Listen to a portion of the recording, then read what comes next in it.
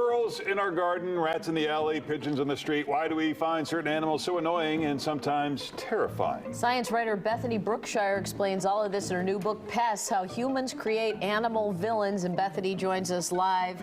How are you, Bethany?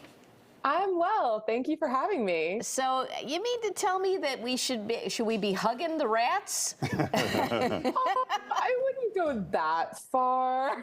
But they do. I mean, so I guess they become villains because they carry disease and all this. Are you saying that we should really look at them differently?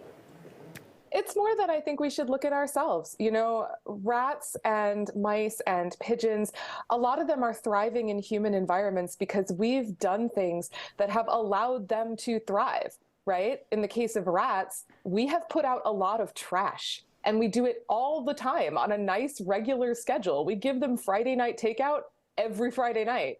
And then we get mad because they're doing so well, even though we brought them there. But are you saying that it's wrong to try to exterminate them, as they do spread disease and can be pests, or at least considered pests by us? I would never say that's wrong, but I think it's worth thinking about how we do it and why we do it. A lot of times when we go to think about pests and try to get rid of pests, we go right to war. We say we're going to eradicate all of these animals. We don't think about maybe being a bit more defensive, you know, maybe trying to keep them out instead of trying to poison them, or trying to change our own behavior, how we get rid of our trash instead of just, you know, hauling out the snap traps and the poison. Interesting that you say the most dangerous animal in the United States, the white-tailed deer. Yes, yes. A lot of people are surprised by that. And it's actually because we have allowed white-tailed deer to thrive, especially you know, in the Midwest and toward the East Coast, as we've allowed these large forests to grow up around us. And that means that white-tailed deer do really well. And then we start hitting them with our cars.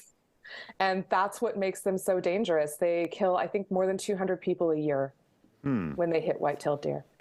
And I saw in the news St. Martin is killing monkeys, all of them, because they're pests on that island. So different places, different situations, perhaps different strategies. How do you resolve this issue other than leading it up to the individual?